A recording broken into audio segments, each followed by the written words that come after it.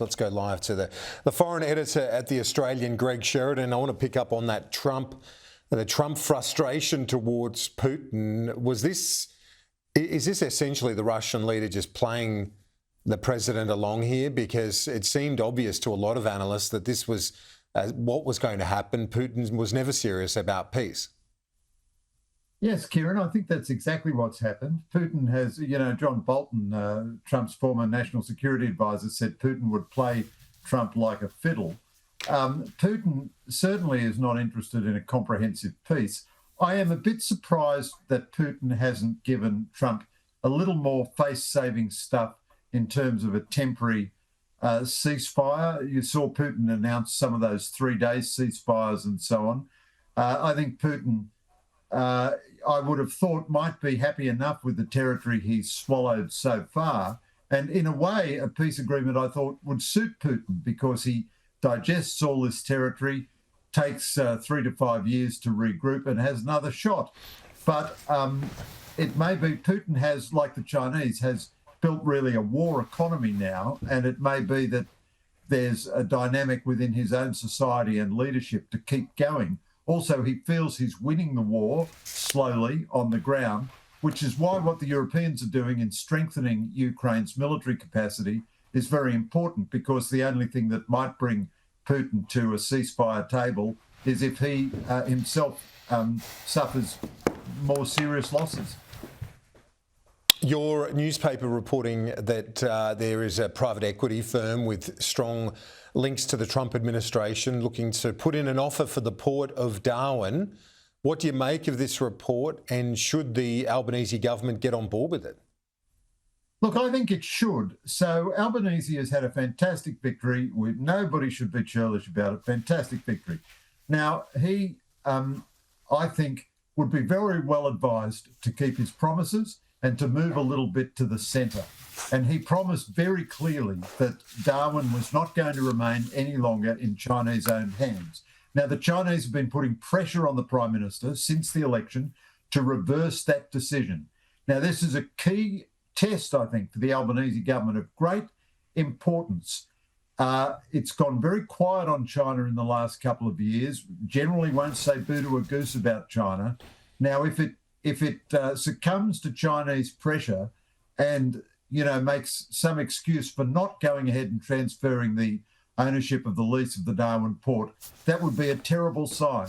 Whereas if he goes ahead and either gets the Americans to buy it, he said he would look for a buyer. Well, here's a perfectly good buyer. The Americans can buy it. That'd be fine.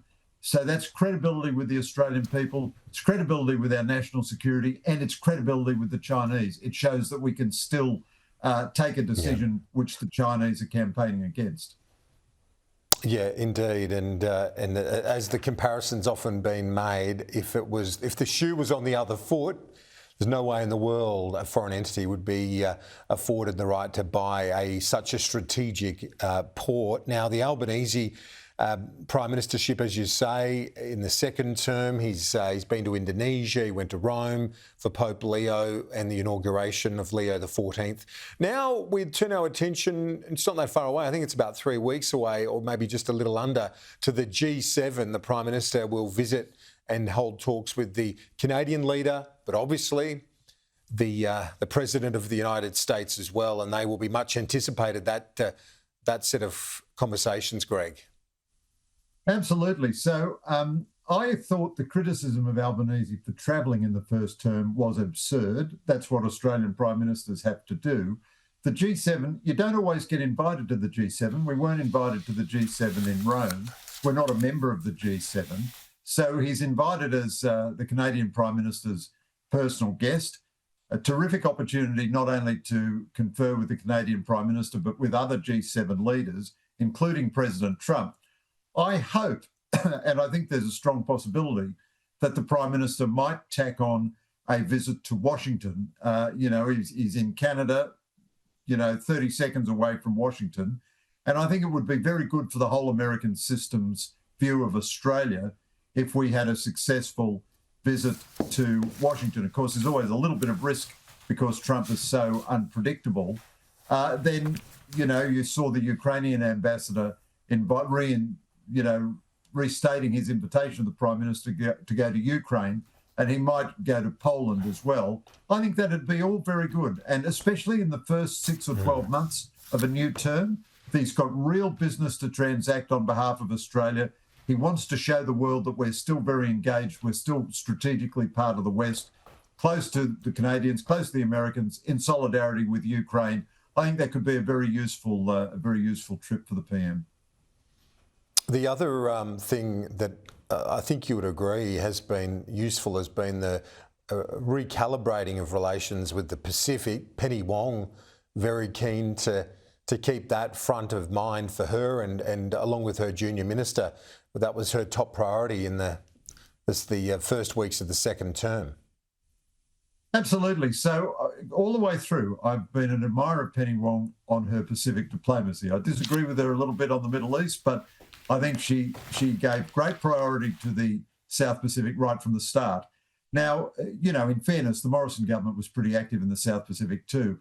But Penny Wong has led the government in very activist diplomacy in the South Pacific, a lot of it directed at countering Chinese influence. But the Chinese are going to be extremely persistent. They want a military base in the South Pacific. They think Trump is an inattentive and episodic administration. They've got a lot of money and they're still trawling for influence all over the South Pacific. And it would be catastrophic for us if they did establish a military base in the South Pacific. Now, the Albanese government is emphasising its climate change credentials. I think its climate change policies, are a little bit baloney, but nonetheless, they're very popular in the South Pacific. It's right therefore, to emphasise those. And, Paul Keating criticised Penny Wong for spending too much time in the South Pacific. I don't think an Australian foreign minister can possibly spend too much time in the South Pacific. And that's another agenda that they should take forward this term as in last term. Yep, indeed. There's no doubt about it, given it is our backyard. Greg Sheridan, thank you. Appreciate it.